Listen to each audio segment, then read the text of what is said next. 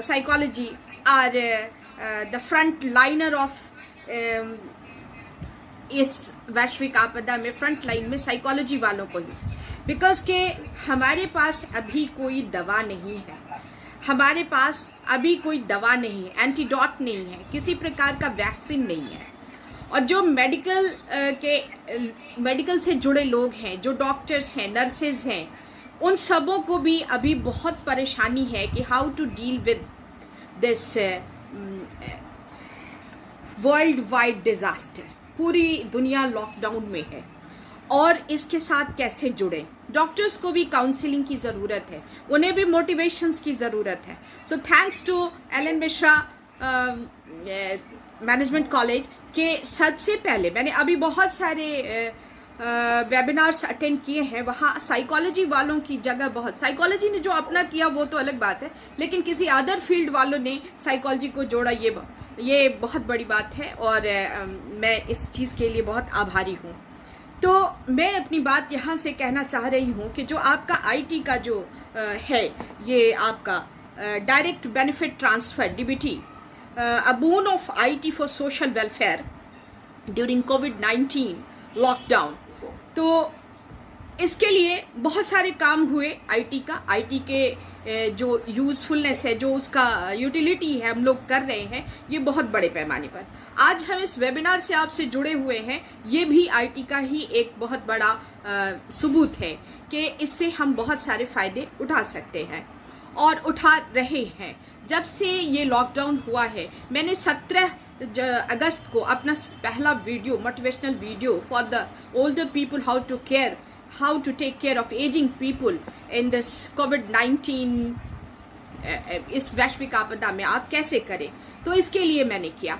और उसके बाद मेरा काम आगे बढ़ता ही गया और मैंने अपनी जिम्मेदारी निभाने की कोशिश की as a social worker, as a जिम्मेदार नागरिक ऑफ इंडिया एक होने के नाते मैंने काम किया अपना।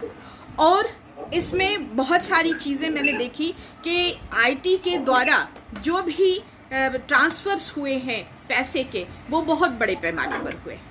36,659, ये इकोनॉमिक टाइम्स का एक आंकड़ा है कि जिसमें इस ट्रांसफ़र किया गया 16 करोड़ बेनिफिशियरीज को, और ये बहुत बड़ी संख्या है। वैसे इंडिया बहुत बड़ा मुल्क है और इसमें ये काम जो हो रहा है बहुत ही अच्छे ढंग से किया जा रहा है। और कुछ करोड़ जो हैं वो सीएसएस और सीएस से भी किए गए, और कुछ जो है वेलफेयर, जो डिफरेंट स्टेट्स के जो चीफ मिनिस्टर्स हैं, जो गवर्नमेंट्स हैं, उनको दिया गया। तो आईटी के द्वारा, आईटी बून के द्वारा, डीबीटी के द्वारा जो पैसे ट्रांसफ़र किए जा रहे हैं वो बहुत बड़ी।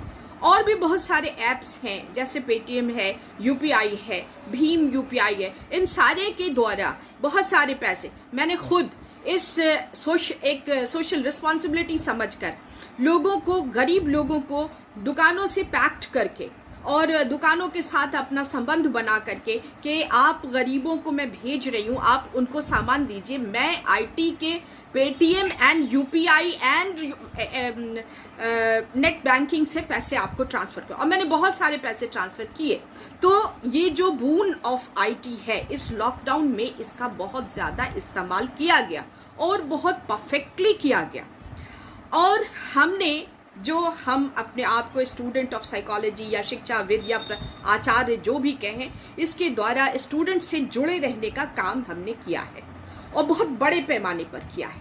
ये कोई पुरानी नई चीज़ नहीं है, पहले भी हम लोग पीपीटी वगैरह का इस्तेमाल करते रहे, लेकिन इस लॉकडाउन में जो इसका इस्तेमाल हुआ वो बहुत बड़े पैमाने पर हुआ। और इसने फिजिकल डिस्टेंसिंग के साथ सोशल आइसोलेशन नहीं दिया, बल्कि सोशली हमको कनेक्टेड रखा। ये एक बहुत बड़ी बात है। मैं आईटी सेक्टर से हूँ नहीं, मुझे बहुत ज़्यादा इसकी जानकारी नहीं है। मैं आईटी का उतना ही इस्तेमाल करती हूँ जितना कि मेरी ज़िंदगी में इसको करने के लिए ज़रूरी होता है और काम चलाने के लिए। मैं आज इससे जुड़ी हूँ जूम के द्वारा, बहुत सारे वेबिनार्स किए हैं गूगल मीट के द्वारा। तो ये सारे काम हम करते रहे हैं और आगे भी करते रहेंगे, और ज़रूरत के हिसाब से आईटी को हम सीखते भी रहेंगे। अब मैं स्टूडेंट ऑफ साइकोलॉजी हूँ और ऑलवेज जितनी भी ज़िंदगी की जो भी चीज़ें हैं उनको साइकोलॉजी के ही परिप्रेक्ष्य में रख के, उसी पर्सपेक्टिव में रख करके हम देखते हैं। सब्जेक्ट का असर, the subject shapes the personality, ये बात को मैं बहुत ही मानती हूँ इस बात को कि कोई भी सब्जेक्ट जो है वो उस व्यक्ति के जीने का शेप जो है उसको एक आकार दे देता है। तो I am student of psychology और मेरा भी यही कहना है। मैं अपनी बात शुरू करने से पहले आपके लिए कुछ ऐसी तस्वीरें लेकर यहाँ बैठी हूँ जिसके साइकोलॉजिकल इम्पैक्ट्स को मैं आपको दिखाने का प्रयास करूंगी। साइकोलॉजिकल इम्पैक्ट्स, साइकोलॉजी सिर्फ साइकोलॉजी और सिर्फ साइकोलॉजी और कुछ नहीं। आईटी का यूज कीजिए और इन साइकोलॉजिकल प्रॉब्लम्स को सॉल्व करने का प्रयास कीजिए। मैं आपको एक तस्वीर दिखा रही हूं, लुक दिस। ये बिहारी मजदूर है, अपनी मां को गोद में उठाकर लेके आ रहा है। इसकी मनोस्थिति को समझिए। सिर्फ मैं कुछ चीजें दिखा रही हूं जो मनोस्थिति को समझने की कोशिश है और उसी हिसाब से हमको अपने आईटी का इस्तेमाल करके, बिहार के लोग हैं ये बिहार के लोग हैं, इनकी मनोस्थिति समझिए। और ये देखिए, इस बच्ची के आंसू को देखने की जरूरत है, सिर्फ मनोवैज्ञानिक पक्ष को देखना है और कुछ भी देखना नहीं है।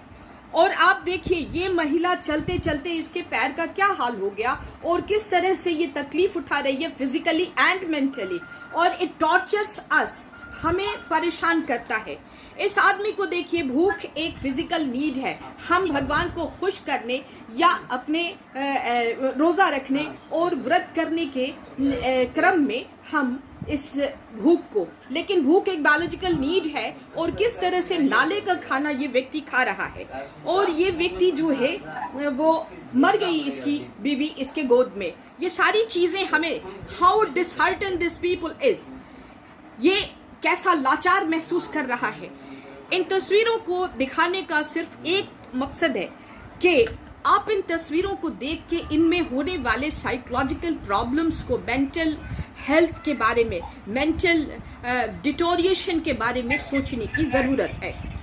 हम आईटी का इस्तेमाल करके अपने ही स्टेट में, अपने ही शहर में इस तरह का कुछ ऐसा एम्प्लॉयमेंट एक्सचेंज तैयार करें जिसके द्वारा हम इन लोगों को कहीं माइग्रेट नहीं करने दें, यहीं रखें, यहीं रख के उनका जो है वो रोजी रोटी का, उनके निवाले का इंतजाम करें। ये हम आम आदमियों को, आम लोगों को आगे आके करना पड़ेगा, क्योंकि अगर हमारा मुल्क साइकोलॉजिकल प्रेशर में आ गया, देखिए किसी भी आपदा का, ये वैश्विक आपदा है, कोविड-19 या कोरोना वायरस जो भी है, ये हमेशा आता रहा है। 2003 में भी आया था, लेकिन इतना ज्यादा फैला नहीं था। लेकिन कोरोना वायरस एक आरएनए वायरस है जिसके लिए हमको खुद से अपने आप को रिसिलिएंट करना पड़ेगा और अपनी इम्यूनिटी को बढ़ाना पड़ेगा। तो मैं आपसे सिर्फ ये रिक्वेस्ट करना चाहती हूँ कि इन तस्वीरों को देखकर हम अपने स्टेट की हालत को सुधारें, ताकि हमारे लोग जितने फिजिकली, इम्यूनिटी जो फिजिकल इम्यूनिटी है हमारी, वो बहुत ज्यादा है, इसलिए हम पर किसी भी चीज का प्रभाव बहुत ज्यादा नहीं पड़ता है, हम लड़ने की ताकत रखते हैं। लेकिन साइकोलॉजिकली हम किस तरह रिसिलिएंट हो जाएं और किस तरह से किसी भी आपदा का कैसे मुकाबला करें, इस बात को समझने के लिए हम आईटी का इस्तेमाल करने का प्रस्ताव करते हैं। और हम आपस में जुड़ के इन सब तरह के ऐप्स से जुड़ के हम अपनी बातों को रखें। तो आगे हम आते हैं कि ये जो तस्वीरें मैंने आपको दिखाई, इस तरह के बहुत सारे लोग अभी बिहार में आपको दिखेंगे। तो इनके साथ एक साइकोलॉजी के स्टूडेंट को क्या करना चाहिए? वो सबसे पहला स्टेप है, उनको साइकोलॉजिकल फर्स्ट एड देने की जरूरत है। साइकोलॉजिकल फर्स्ट एड जिसको PFA कहते हैं, it's a method of helping people in distress. ये एक तरीका है किस तरह से हम डिस्ट्रेस में रहने वाले लोगों की मदद करें। ये चैलेंजेस से साथ कूप करने का तरीका है। ये नॉर्मलाइज टू वरी, जो ये साथ लाता है, हमको नॉर्मलाइज करता है किस चीज पर, जो हम वरीड हो जाते हैं, बहुत घबरा जाते हैं, एंजाइटी एंड एंशियसनेस हमारे अंदर आता है, उसके लिए। और सोशल नेटवर्क पर इसका बहुत बड़ा प्रभाव पड़ता है, जिससे हम साइकोलॉजिकल एड से, फर्स्ट एड से इसको हम निकाल सकते हैं। और सोशल इंटरैक्शन, जिस इस तरह से जो हम आईटी का यूज़ करके सोशल इंटरैक्शन कर रहे हैं, इस बात को हम बढ़ा सकते हैं और इसका इस्तेमाल कर सकते हैं। और दूसरी तरफ हम फिजिकल डिस्टेंस को मेंटेन, इट इज़ मैंडेटरी। आप फिजिकल डिस्टेंस बनाए रखिए बट सोशली कनेक्टेड रहिए वाया आईटी। ये आपका क्षेत्र है, आप कैसे कनेक्ट कर रहे हैं। जूम है, मीट है और बहुत सारी चीज़ें हैं जिससे कनेक्शंस बन रहे हैं। व्हाट्सएप है, व्हाट्सएप कॉलिंग है, बहुत सारी चीज़ें हैं। अब मैं आपको बताऊं कि मैडम, आप ये एक चीज़ सोचेंगे कि लोग आज तक मेडिकल फर्स्ट एड की बात कर रहे थे, लेकिन ये साइकोलॉजिकल फर्स्ट एड की बात करें। आप जिस तरह से शरीर को सुरक्षित रखने के लिए, किसी भी इंजरी से बचाने के लिए जिस तरह मेडिकल फर्स्ट एड लेते हैं, उसी तरह से हम लोगों को साइकोलॉजिकल फर्स्ट एड की ज़रूरत पड़ती है। और ये चीज़ मैं स्पष्ट कर दूं कि ये साइकोलॉजिकल फर्स्ट एड हमेशा चाहिए, हमेशा ही चाहिए। ये नहीं है कि कोई सिर्फ क्राइसिस में नहीं चाहिए, बल्कि हम एक आम जिंदगी में भी चाहिए और हर क्लास के लोगों को चाहिए। वो चाहे पॉलिटिकल लीडर्स हो या किसी एग्जीक्यूटिव पोस्ट पर हो, एडमिनिस्ट्रेटिव पोस्ट पर हो, पुलिस लाइन में हो या टीचिंग स्टाफ हो, उन सबों को इस साइकोलॉजिकल फर्स्ट एड की ज़रूरत पड़ती रहती है। बिकॉज के आदमी एक डायनेमिक कंडीशन में रहता है और डायनेमिक कंडीशन में रहने पर क्षण प्रति क्षण हमारे जो इन्वायरमेंटल कंडीशंस हैं वो बदलते रहते हैं और इसके साथ न्यू टाइप ऑफ एडजस्टमेंट हमको बनाना पड़ता है। और इस टाइप ऑफ एडजस्टमेंट को चेंजिंग इन्वायरमेंट में अपने को एडजस्ट करने के लिए हमको साइकोलॉजिकल फर्स्ट एड की ज़रूरत पड़ती है। It's a compulsory thing for every people of every class, every age group, सबों को चाहिए ये। और यहाँ पे हम आपको बताते हैं कि इस साइकोलॉजिकल फर्स्ट एड में हमको क्या कहना कैसे हम अपनी बात को आगे बढ़ाएं। तो यहाँ 3C है, ये 3C की बात हम कर रहे हैं। ये है check, call and care. Check, call and care. आप चेक कीजिए कि कौन आदमी परेशानी में है। आपके आसपास एक एरिया सेलेक्ट कर लीजिए और वहाँ पे आप चेक कीजिए कि कौन आदमी परेशानी में है, उसको कॉल कीजिए और उनका केयर कीजिए। अगर आप नहीं कर सकते हैं तो किसी साइकोलॉजी वाले से कंसल्ट करके उसके पास उसको आप भेज दे सकते हैं। यू कैन डू, आप कर सकते हैं, आप करना शुरू कीजिए। और दूसरा है 3Ps। क्या है इस साइकोलॉजिकल फर्स्ट एड का मामला? वो ये है कि preserve life. Life is very important. कोई भी आदमी प्रिजर्व को, आप उसकी जिंदगी को अगर बचा लेते हैं तो ये बहुत बड़ी बात है। प्रिवेंट हार्म, किसी तरह का नुकसान उनको नहीं होने दीजिए। प्रोमोट रिकवरी, और उनको इस स्ट्रेस से या डिस्ट्रेस से आप उसको बाहर अगर निकाल लेते हैं, it's a great achievement for the humanity.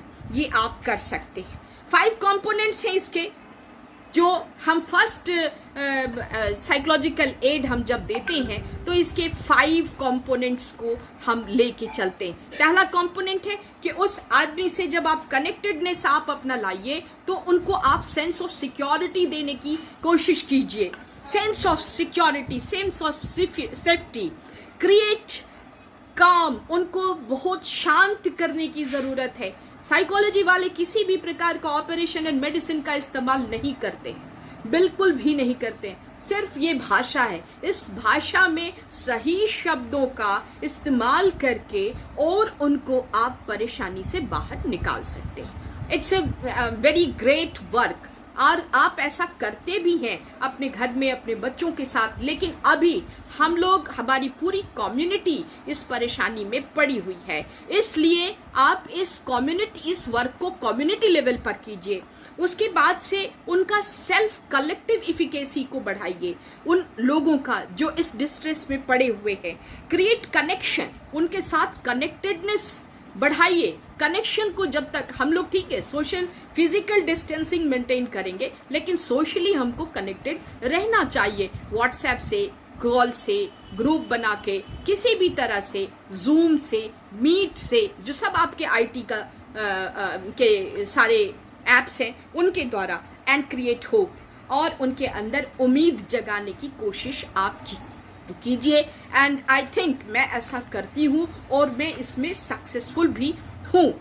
तो ये मेथड ऑफ हेल्पिंग पीपल है, और ये कूप करने का, चैलेंजेस के साथ कूप करने का तरीका बताता है, और उसके बाद से क्राइसिस के इम्पैक्ट को घटाता है, और सोशल नेटवर्क को मजबूत करता है, सोशल कनेक्टेडनेस लाता है। तो इन सबों की अभी ज़रूरत है।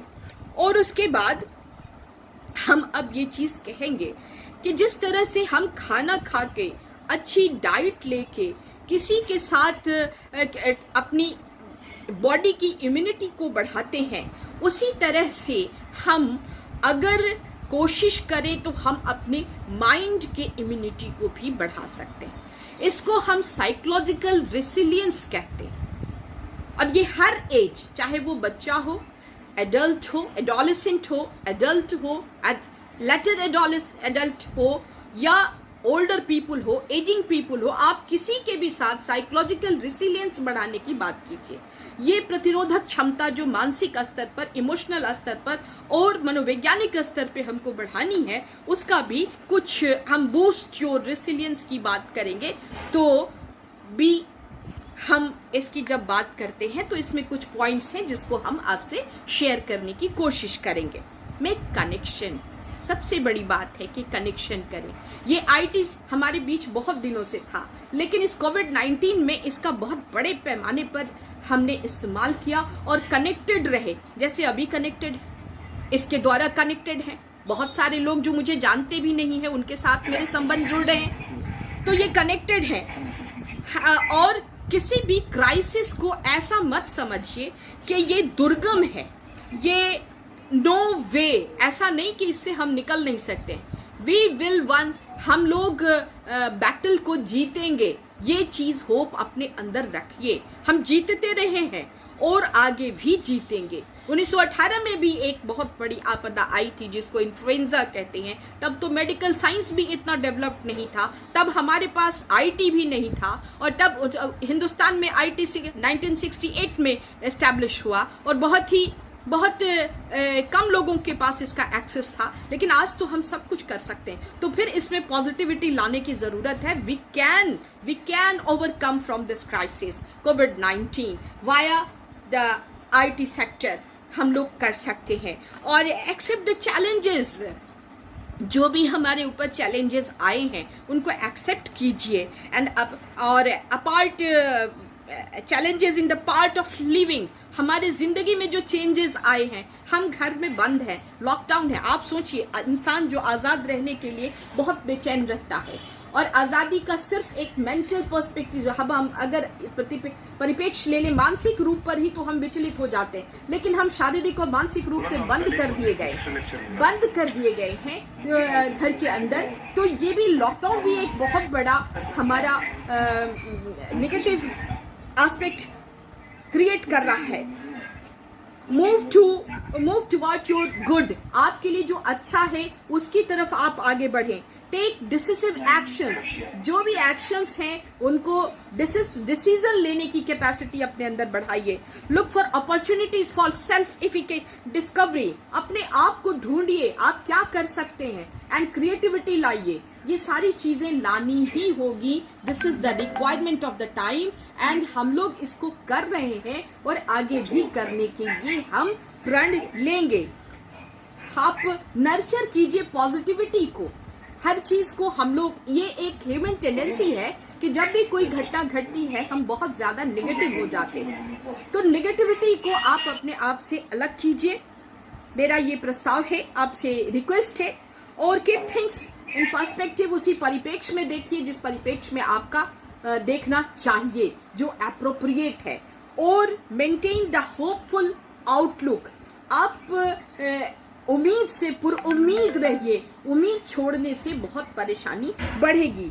Take care of your self. अपने आप को बहुत अपना केयर कीजिए। अपने खान पान को दुरुस्त कीजिए। कुछ ऐसी चीज़ें हैं जो डिफरेंट डाइटिशियंस द्वारा बताई गई हैं, जिनका नाम मैं भी यहाँ पे ले लेती हूँ। आदि है, अदरक है, लहसुन है। ये सारी चीज़ें आप इस्तेमाल कीजिए। अब हम आपको सिर्फ 7-8 पॉइंट और बोलने के बाद मैं अपनी बात खत्म करना चाहूंगी। वो है कि होप तो मैंने पहले ही कह दिया। दूसरा है connectedness, optimism, curiosity, coping, communication, control, change, acceptance, clarity of focus, competence, confidence, creativity, and adaptability with the changing lifestyle. ये बहुत बड़ी चीज है। इन सभी चीजों को आप अपने जीवन में उतारिए एंड आई होप कि आपका साइकोलॉजिकल रेसिलियंस बढ़ेगा। और मैं इन्हीं शब्दों के साथ अपनी बातों को यहाँ पे समाप्त करने की करती हूँ। एक बार फिर से धन्यवाद है आप सबों का कि आपने सुना। Doctor Manish, thank you. Yes, yes. Hello. Hello. yes, Mr. Manish. Am I audible? Yes, you are. Okay, okay, okay. Good morning to all attendees. बोल दे। Good morning to all attendees. Co-panelist Dr. Sakila Ajib, member of all the members of organizing committee. Salamat sir, especially thank to you.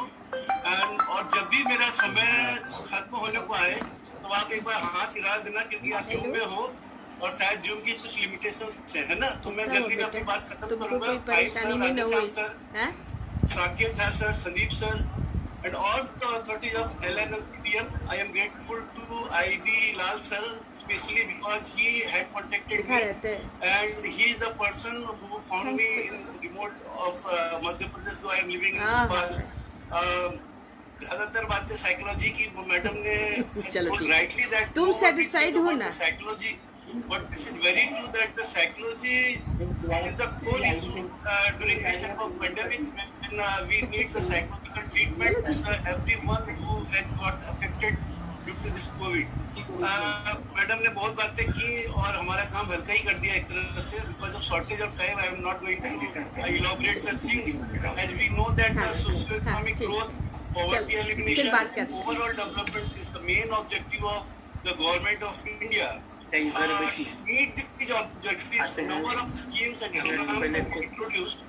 Out of that, these programs and schemes, one of the major schemes which has very relevance nowadays, particularly in COVID era, and before that also, that scheme is very beneficial for the people as well as for the government. So